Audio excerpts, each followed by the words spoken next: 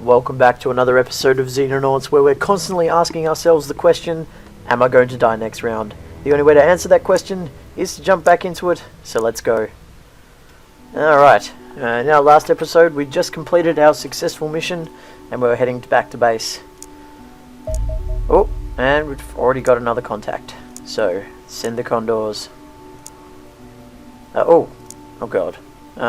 Well, it seems they've landed, so as soon as our Charlie reaches base, we're going to see if we can intercept it straight away. And thankfully they're ready to go. Rearing, ready.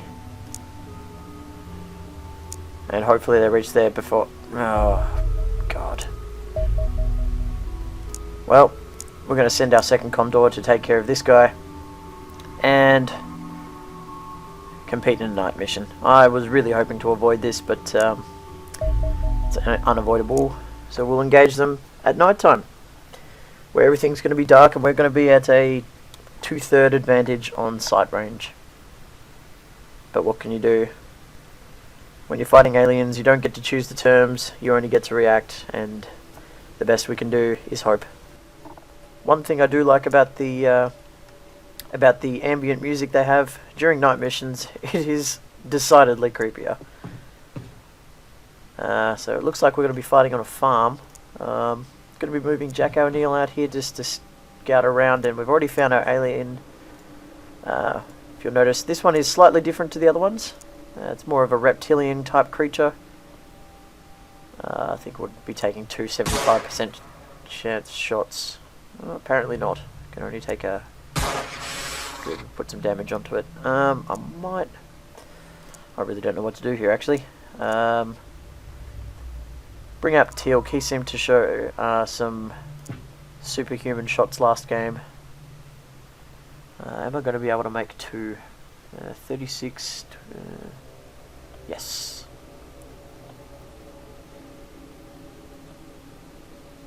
Yes. Good. Put some damage on. Hopefully... No, not enough to kill him. This is starting to go bad. Might just be safe and throw a grenade next to him. It will destroy his equipment, but like I said in the last one, sometimes preserving the soldiers' lives is far more important. We'll take some reactionary fire, but thankfully they missed. Okay, well I assume that he will die from that, and if he doesn't, oh my god, they are very very strong indeed. So we'll just start covering our flanks here. Get a bit of vision going. In night missions we do get an extra grenade, which is a flare, and that will help us illuminate the area so that we can see. Probably should have done it out this way. See what's over here. Thankfully nothing. Yeah, so that was the disadvantage I was talking about before with the vision range. Usually you can see 18 tiles ahead of you, but at night you can only see 12, whereas the aliens remain unaffected. And that's really going to put us behind the 8 ball here. So we're just going to try and get as much cover as we can. Our two snipers aren't able to move out of the ship at this time, since they've used all their time units. Might bring Ace Levy up to here and maybe put a shot onto this civilian and try to kill him, but it's not going to work. So hopefully when this grenade goes off, it kills him. Yes, it turned him into purple goo.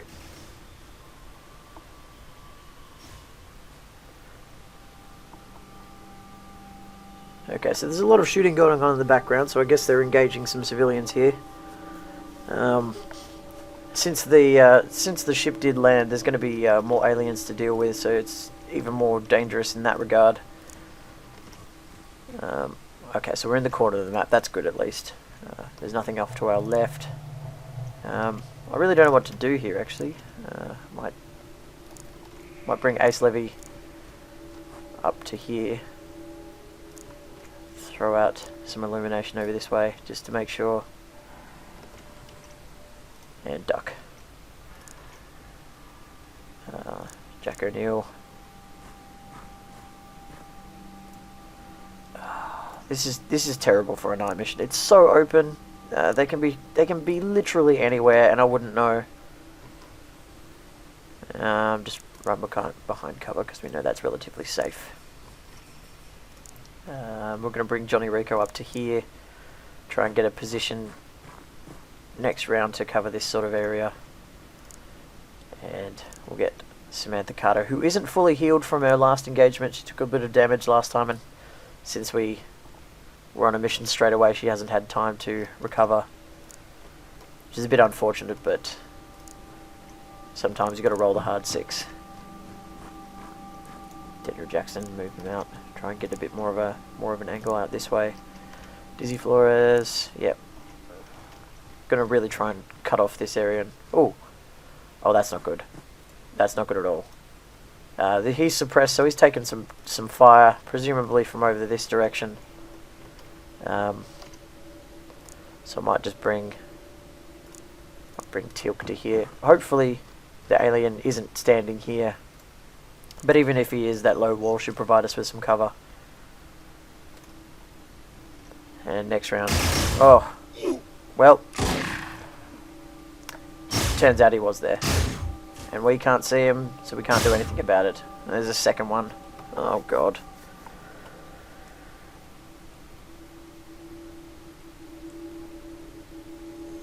Oh, Daniel Jackson's nearly dead. If we don't give him some medical attention right away, he will die next turn. So it's time for Samantha Carter to pay him back for last round and heal him. Wait, what? 5 HP.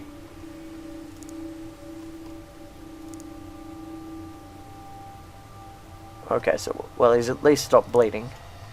But if he takes any more damage, he's pretty much going to die.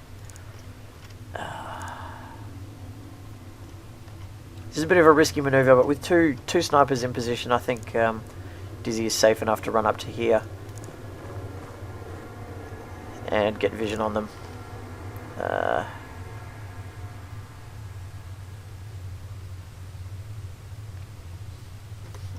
think I'll take the sniper shots first. Oh, and he's suppressed. No. Oh well, take the shot. Unlucky. Decent damage, and he's suppressed. That's no good. Oh, the civilian's going to be in the way there. Well, if you're a bit more useful civilian, I might not try and shoot through you, but owing to the fact that you're more of a liability. Oof, nearly. Rico doesn't have any grenades and possibly won't be able to fire once I switch the weapon, but perhaps now that he has a more scary weapon, he'll draw a bit of fire. I think these guys are all a bit far away to help. I really should have pulled him back, but can't change that now. 27% chance. I'm sorry, Rico, but I've really got to try and kill him. Oh, just faded it past him. I think that's about all I can do here. Might just quickly check in this building just to make sure that there are no aliens in here. Oh, this is not good. I think we're going to have to take the chance at dropping him here. A little bit of extra damage. Oh. Okay, so this guy has a pistol, which means his accuracy is going to be pretty low. It's this one I'm worried about, but the suppression will help. And with any luck, he'll choose to shoot at the civilian. Oh, go! Go, Mr. Redneck. Oh, I didn't exactly want to see you die that way, but at least it wasn't one of my men. Now, he did run down this way, so presumably he's trying to get onto Dizzy to kill her. And I don't know. Well, now that that clears up the shot, we can start putting a bit of damage from down here and hopefully take him out. Tilk. Well done, well done. 27% chance. Ooh. 27 time units. I think try and kill him. Oh, do I take another? This is a hard decision. Do I take another 64% chance to kill him or just run? No, we go for gold. Excellent. Lucky. With any luck, she can throw a grenade. No, she can't. Well, we'll heal.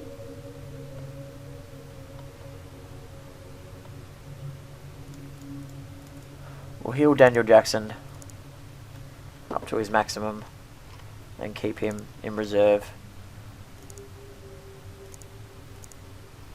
Just in case we can get sight on the other one that's over this way.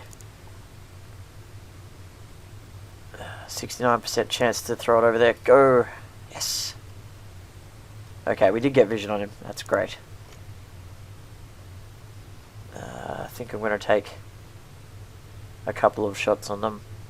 So the thing is, with these aliens, they heal themselves between turns.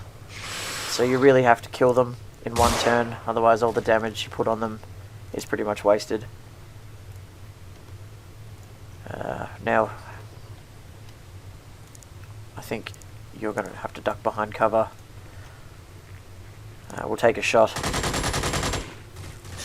Excellent! Oh, that couldn't have gone better. But now that they know where we are, we're really going to have to check our flanks here.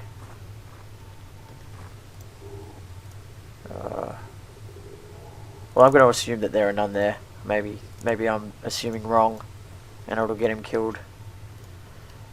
But to the best of my ability, I'm trying to keep everyone alive. Samantha can switch back to her shotgun, and we're just really going to have to take care of Daniel Jackson. I'm tempted just to sideline him, just to make sure he doesn't die. I'd feel like a bit of a dick if I let him die, especially after he's been so useful, putting the damage at quite long range and assisting in killing that civilian.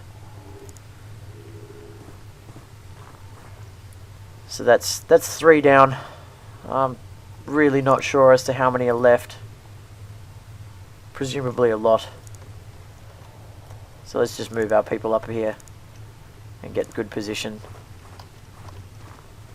Get Teal'c, the Wonder Sniper, and Jack O'Neill to come up here,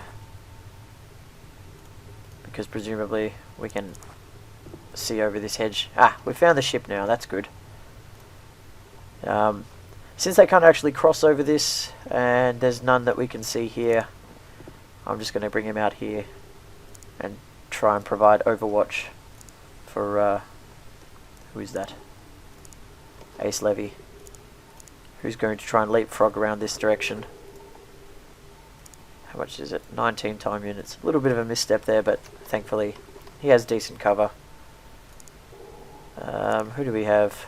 We have Rico, who's going to continue to hold his machine gun. And we're just going to bring him around here. Just really choke this off for a little while. And hope that they fall into our trap. Ripley can stay where she is. I will get her to duck, however.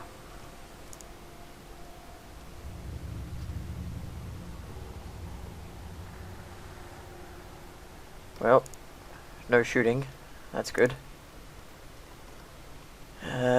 Yes, that's right. I said I was going to retire Daniel Jackson. Well done, sir. You've done your job. I won't put you in harm's way needlessly. To assault the ship, I will need Samantha Carter, however. All things considered, she has more health than Johnny Rico anyway. Even though she's been damaged. Yeah, I think I might just leave them there for one turn. Just in case they do decide to come this way. And 4 that way. 2 that way. I might go through that way and bring... Who was it? Jack O'Neill? Yes. Bring Jack O'Neill down here.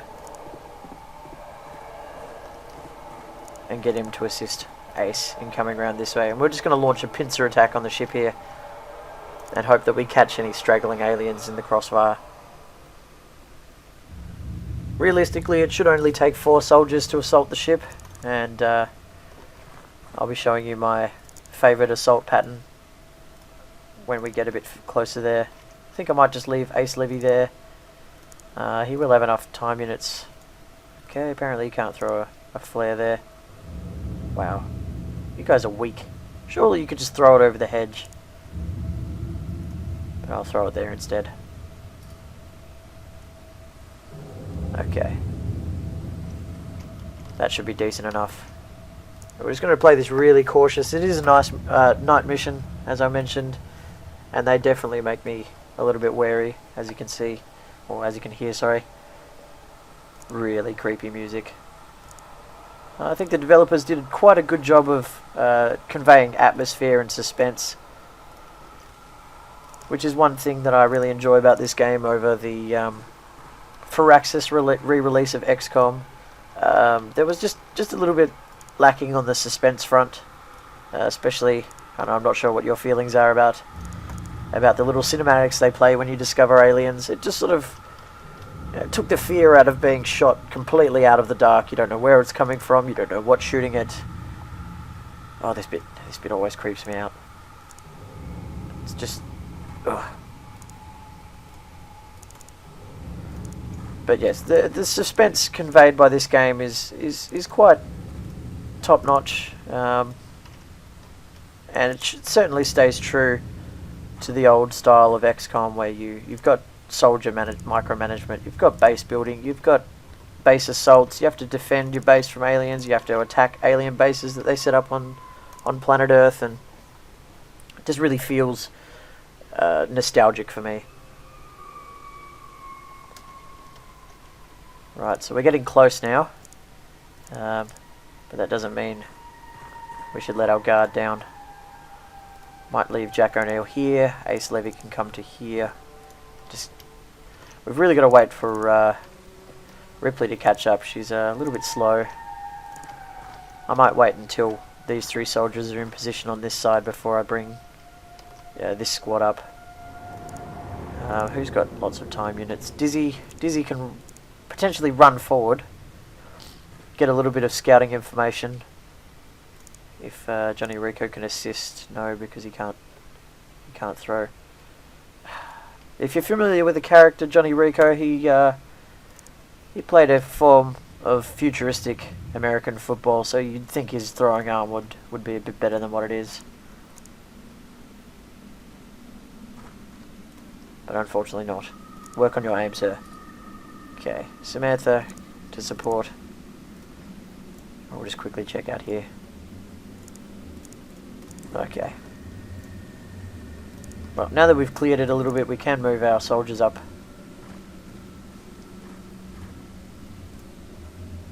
Hopefully you can throw a flare over this way and just check for us behind that tractor. Okay, there is still a blind spot, but we'll roll the dice. Everyone duck that can. Excellent. And I've moved Ripley in turn.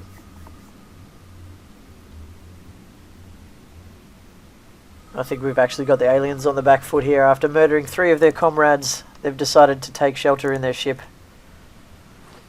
Scared of us for a change, which is a good turn of events. Okay.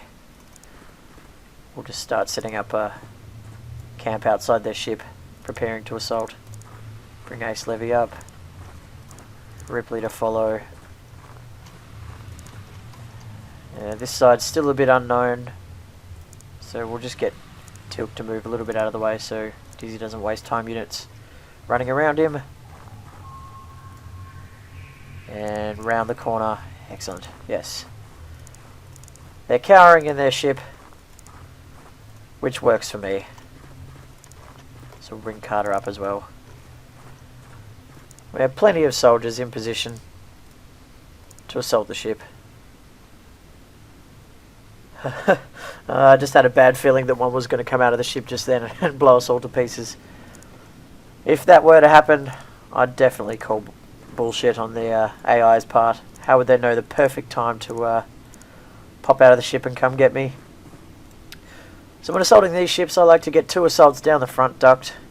Get someone with a bit of range, like a sniper at the back.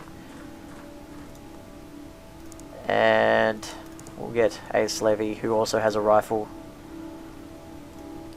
And we'll just bring a couple more people up here in case things go horribly, horribly wrong. Thankfully, Samantha Carter gets to stay at the back and hold on to her precious health.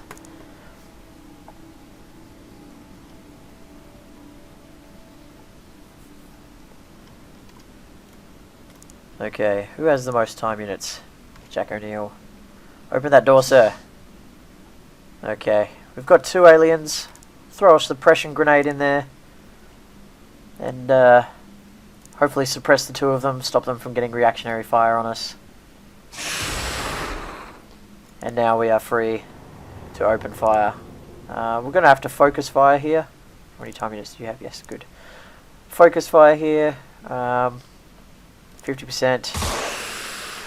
50%. You missed the second one, that's a bit unfortunate. Well, since he already is suppressed, we'll just try and put as much damage onto him. Okay, he's down.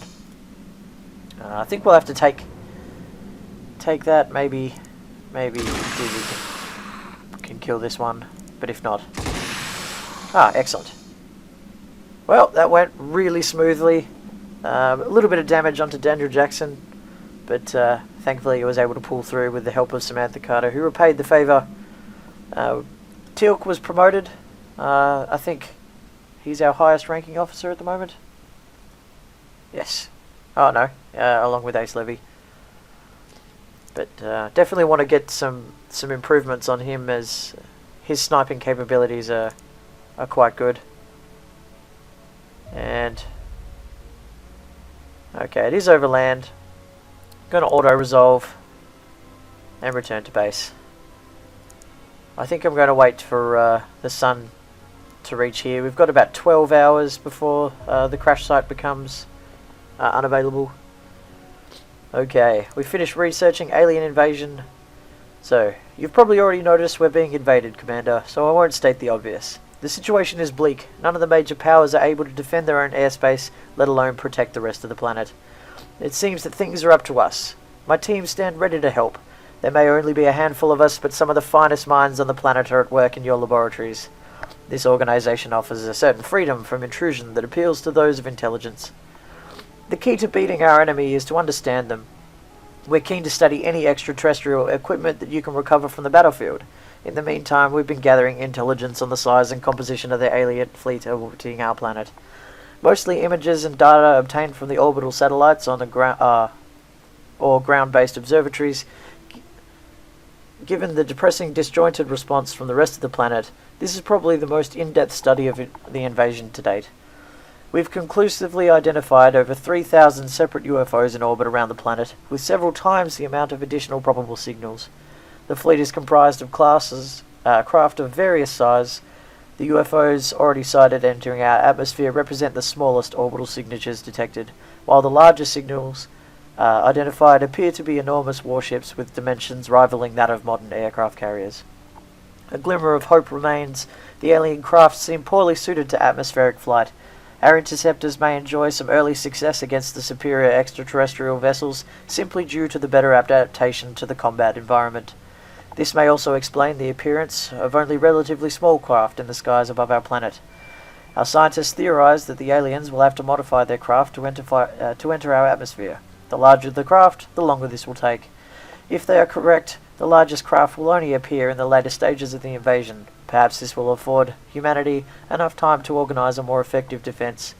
I have 2 recommendations: that we consider supplementing our existing F-17 Condor aircraft with a heavier interceptor capable of carrying more powerful weapons, and that we investigate some form of battlefield support vehicle to aid our soldiers when securing crashed aircraft.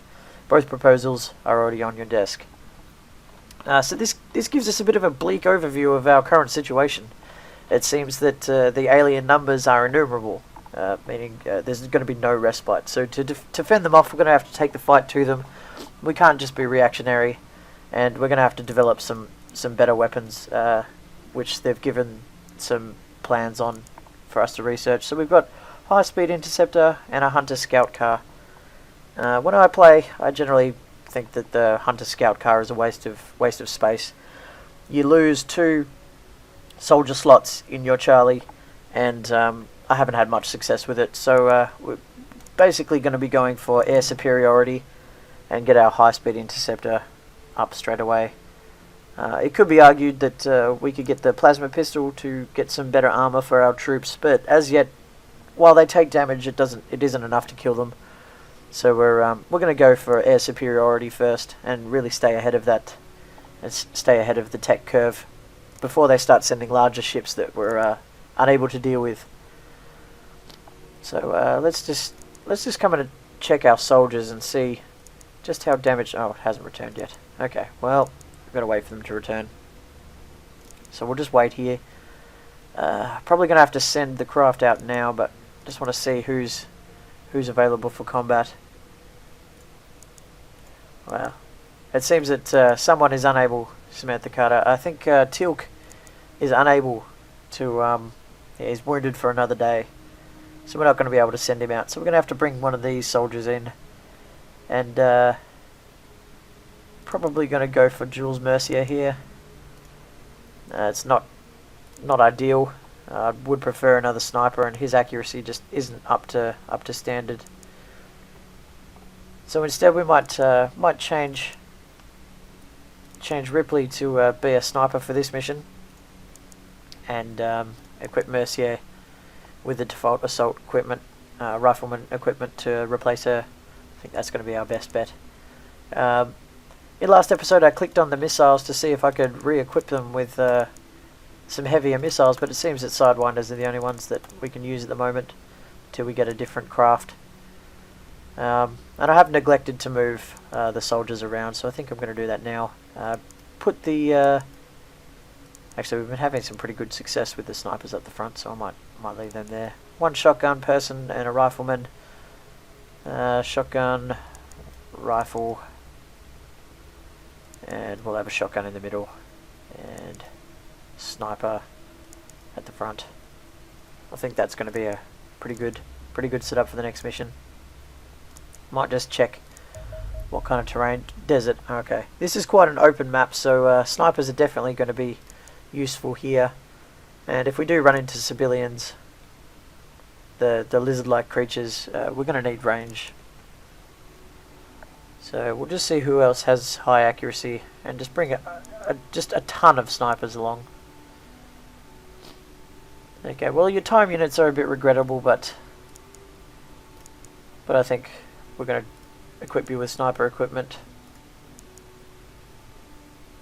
And yeah, we're gonna equip Ace Levy as a sniper as well. Really going sniper focused on this level, and let's hope it pans out. Additionally, I could airstrike it for a bit of money, but I think at this point we're pretty safe to just send our troops.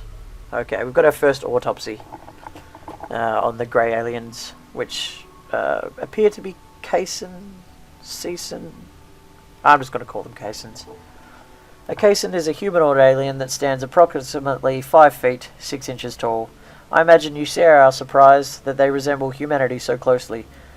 Statistically, we believe the likelihood of this occurring by chance is effectively 0. Caesons are physically weaker and less hardy than humans, with bone fractures occurring at only 60% the force required to fracture human bone. Both are likely to be the result of prolonged exposure to a low-gravity environment. Their physiology is intriguingly similar to our own, with most internal organs present in a recognizable form, and a remarkably similar skeletal structure. A couple of exceptions are worth noting. A substantially enlarged cranium contains a corresponding increase in brain tissue, and vocal cords are atrophied to the point where verbal communication would be impossible. The latter suggests the creatures have transcended words. Perhaps they have a telepathic link with one another. The body shows extensive signs of genetic modification at the cellular level. Casein tissue possess only a single sex chromosome, and more importantly, samples taken from multiple enemy combatants show they are genetically identical. That is, they're all clones. Genitalia are present but heavily atrophied. Asex reproduction is obviously at work, but almost certainly facilitated by some form of technology. A metal valve at the on the upper spine is linked to the creature's circulatory system, which may indicate an artificial method of blood filtration that replaces excretion. Oh, wouldn't that be nice? An undecided liver and kidneys suggest it's certainly possible. Indeed, if administered regularly, the blood filtration would also remove the need for consumption and digestion of foodstuffs entirely. Nutrients could be fed directly into the blood serum. Has extraterrestrial technology surpassed their biology? Frankly, this call poses more questions than it answers. Fair enough.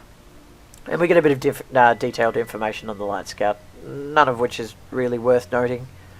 The thing I like about the autopsies in this game is they do yield useful information, as you'll later see once we've dissected the civilian corpse, and it gives you a bit of a hint as to how to engage them in combat. Unfortunately, in that example, it shows that they're weak, and they take a lot more damage than humans do. So our physical weapons are gonna be quite effective against them. However, they do have it does hint at telepathy, so they might be able to use some psionics on us. We'll have to see. Okay, so we're in the top right hand of the map. That's going to be good. Okay, let's get Samantha Carter to come out and see what she can see. Regrettably, her time units are pretty lacking. Okay, really? The map's only that wide? I guess it extends out this way. At this stage, I think we're going to get Teal'c. Teal'c? Really? Wait, what?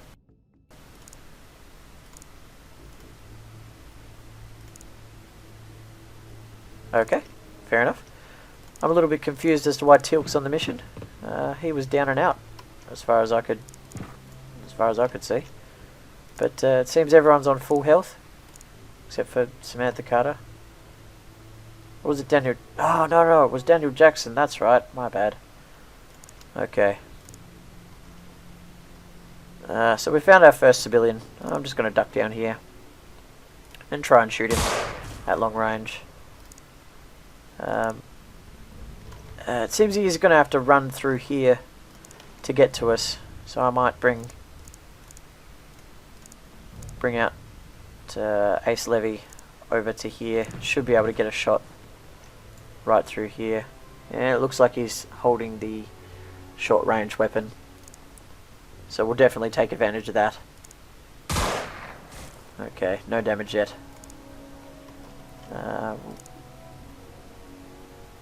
Okay, we'll get Dizzy Flores up here just to provide close range support if he does decide to charge us. And Johnny Rico won't be able to shoot from there. Well, we'll bring him out here and see if he's got a shot. Good, he does. Still a miss. Wow, we're not having luck with good aim this round. I'll bring Samantha over to here, just give her a bit of cover. Bring Ripley out to here for some reaction fire. And Mercier as well. Jack O'Neill.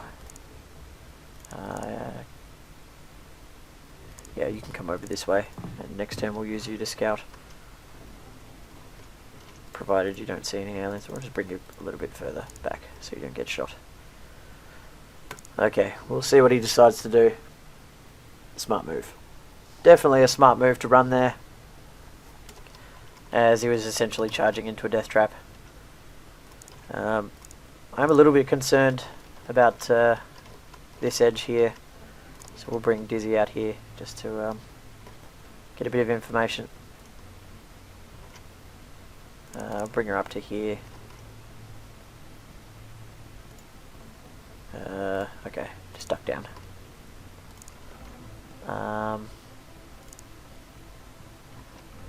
Ace.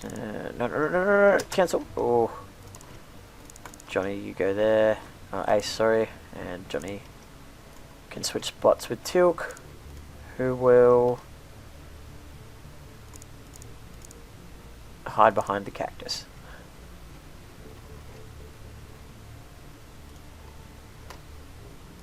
But you see what I mean about this level being quite open. This biome really. It's always useful to check what sort of a setting you're going to be engaging in, and after a few missions, you sort of have a bit more information at hand about what you're going to be facing, and you can make a few more tactical decisions. Johnny Rico up to here. Okay, good. Oh, he's still running. Probably for the safety of his ship. I don't blame him. It's pretty scary having a bunch of people charging at you at long range with weapons. Okay, I might just pull him back to here and hope there's none out that way. Okay, that looks like the edge of the map. So, presumably the ship is over here somewhere. That's the way I'm going to be moving my troops anyway.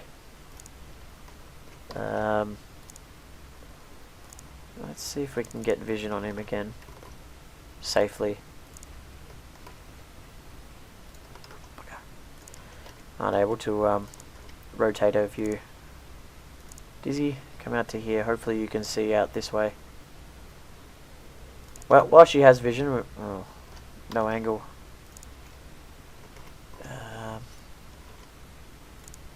Mercier, it's time to show your shooting skills. 20%, go. Not good enough. Well, I say not good enough, but that's quite a difficult shot to make, so can't hold you too accountable for that. Do you have an angle? No, you don't. Do you have an angle? Well, obviously you've got no range. That sucks. Really want to see. I mean, presumably you have an angle through there. If I bring someone to there, one of my snipers.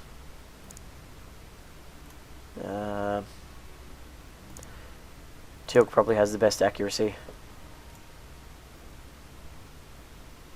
36. Yeah, we should have enough to run after that.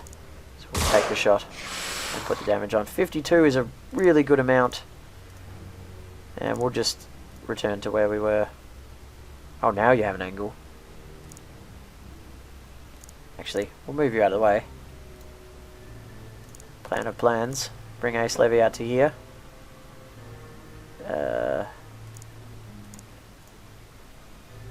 27 time units. Duck to increase the accuracy. 79. Excellent. There we go. Beautiful. That couldn't have gone better. So that's eliminated that threat for now. I am still a little bit worried about this edge here. So we're going to give Johnny Rico the chance to reaction fire. Just realised I didn't move someone last turn. Who was it? Ripley. Yeah, well, you're going to come help secure this edge. Make sure we don't get flanked. While we just poke a little bit. Ah, there's the ship. We did hear the door. Aha! I think our best bet is to bring Mercier. Of course I have all the shotgun. No. Oh god. Well, that was a misplay. Potentially dangerous. How much is it to throw a suppression grenade? 42 time units and then you won't be able to move. Okay, not going to do that. Just going to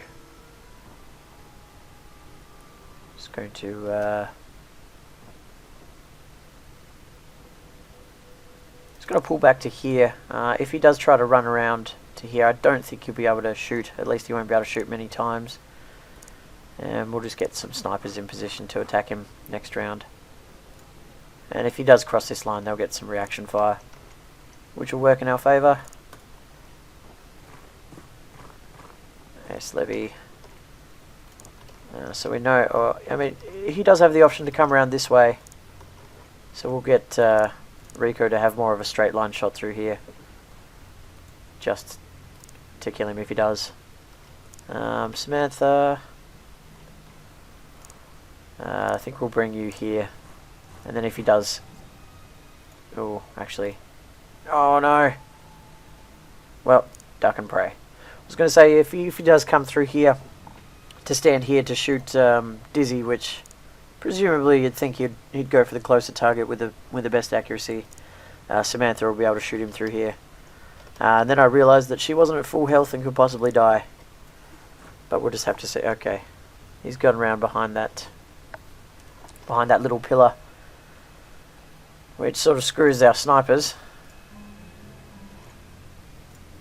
But you know what? Oh, damn. Presumably he's on this. No, I can't click on it. This square here. So, with a bit of luck, move Dizzy up, and try and suppress him like that. I can't tell if he's suppressed or not.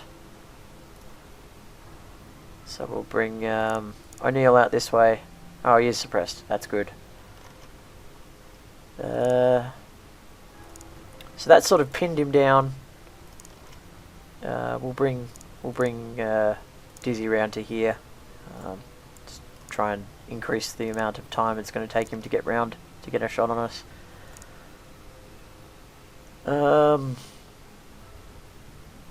We'll bring Teal'c up to here and just crouch him.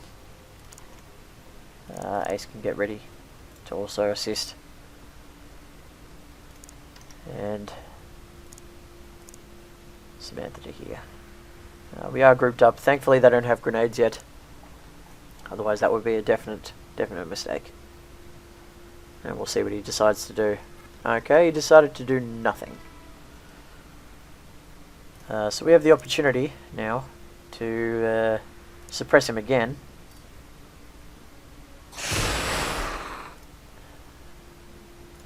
And I think I'm going to bring Teal'c up to here, and hopefully this will... Nope, can't fade the shot round. We'll take the shot. I can't believe you missed that. Oh, well, throw a grenade. Get a bit of damage onto him. Jack O'Neill can come up to here. Crouch and take the shot. A little bit of damage. Hopefully he won't be able to do much. Actually leery about nearly brought Samantha Carter up to there where she would get grenaded. That would be dumb. Okay, he's turned into purple jelly. Excellent. So we lose a bit of equipment there. Unfortunately, this one has decided to come out, and I guess it's trying to figure out which one it wants to kill. Okay, he decided to kill no one. Well, okay.